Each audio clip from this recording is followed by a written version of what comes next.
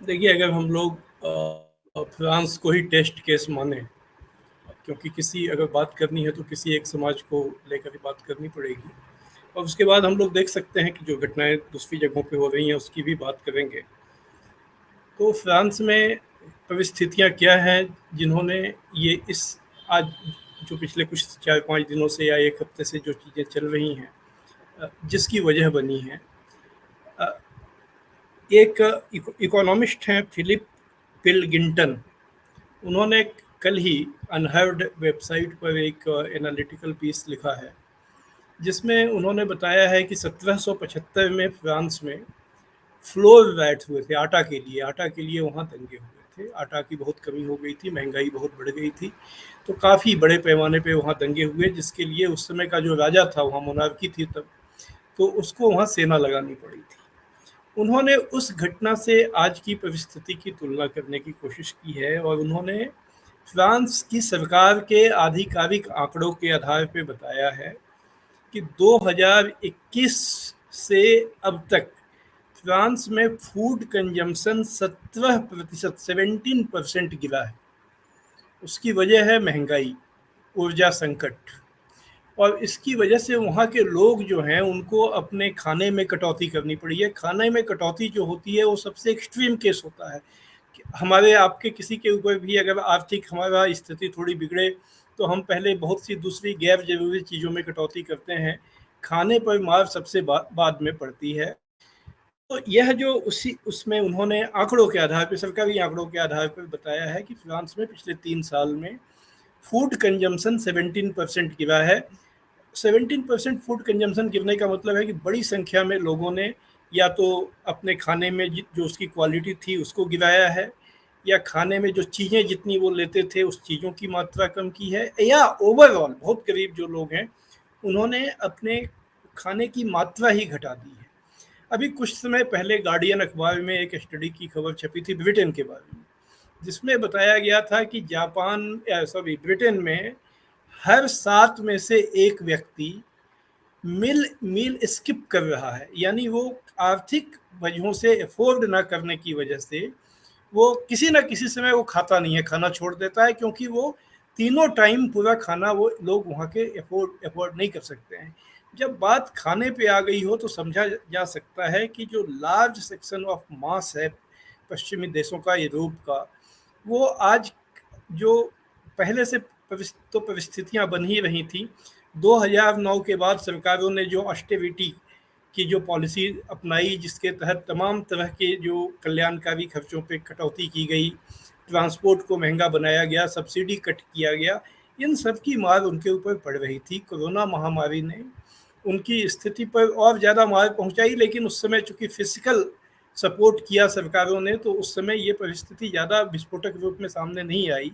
लेकिन Ukraine war के बाद एनर्जी प्राइस महंगी हुई, और चूंकि यूक्रेन और रूस फर्टिलाइजर के बहुत बड़े सप्लायर हैं, उसकी वजह से यूरोप में खेती महंगी हो गई। खेती महंगी हुई तो अनाज महंगा हुआ।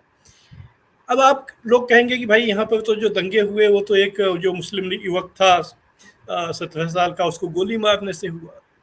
अभी ही कुछ एक किताब आई है, देखिए, एक बहुत इंपॉर्टेंट किताब आई है, द एंड टाइम्स। इस किताब के लेखक हैं पीटर टर्चिन, जो अपने को क्लायोडायनेमिक्स का विद्वान क्या मतलब, उन्होंने स्टडी किया है, अपने को अध्ययन करता बताते हैं। और इसमें उन्होंने लगभग 10,000 साल के समाजों का अध्ययन किया है कि समाज कैसे बिखरते हैं, कोई देश कैसे बिखरता है, इसके बारे में उस उसमें उन्होंने कहा है कि परिस्थितियां धीरे धीरे बनती हैं, किसी पॉइंट पे आके वो ट्रिगर कर जाती है। एक नौजवान की मौत एक ट्रिगर कर जाती है घटना, जहां पर लोग लोग चूंकि लोग पहले से उबल रहे होते हैं, लोग परेशान होते हैं, तो वो उनकी जो प्रतिक्रिया है उस तरह की होती है जैसा हम लोग फ्रांस में देख रहे हैं। तो एक समराइज करते हुए, जो नियो लिबरलिज्म के तहत जो इकोनॉमिक पॉलिसीज पश्चिमी देशों ने अपनाई, जिसमें उनका कुछ तबका काफ़ी काफ़ी धनी हुआ, लेकिन लार्ज सेक्शन की आमदनी यहाँ की तहाँ रही, या उसके रियल इनकम में गिरावट आई। 2009 के बाद खासकर यूरोप में खुलकर ऑस्टेरिटी तथा कम खर्ची की नीति लागू की गई, जिसने लोगों के जीवन को महंगा और मुश्किल बनाया।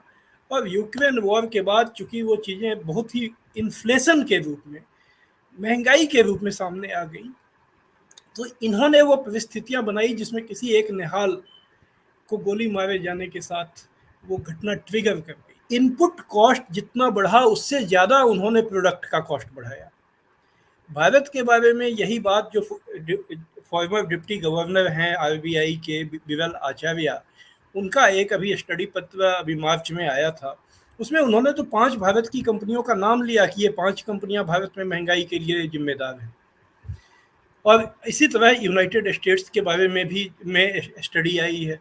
तो यह तो बहुत साफ है कि जो इकोनॉमिक क्राइसिस, आपदा को अवसर कंपनियों ने बनाया, लेकिन उसका असर क्या हो रहा है? उसका असर हो रहा है फ्रांस में, जो की सड़कों पे जो दिख रहा है। क्योंकि अगर आप में क्राइसिस में कुछ जो क्लास हैं सोसाइटी के, वो और धनी होने के लिए जो जिन लोगों पे मार पड़ रही है उन पर और उनके ऊपर चोट करेंगे, तो उनकी प्रतिक्रिया इसी रूप में होगी, देर सवेर होगी। फ्रांस में जो चीज़ें हुई हैं, वहाँ नस्लवाद कब बढ़ा? पहले क्यों नहीं होता था? जब फ्रांस के अच्छे दिन थे, जब वहाँ सब लोगों की आकांक्षाएं पूरी होती थी, तब हम लोगों ने, अब हम लोग कम से कम पिछले 40 साल से दुनिया को समझ और देख रहे हैं।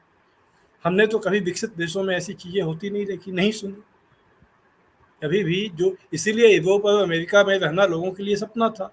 लोग यूरोप और अमेरिका जाना चाहते थे कि अमेरिका में एक भीड़ आएगी और संसद भवन में घुस जाएगी, घुस गई वो 6 जनवरी 2021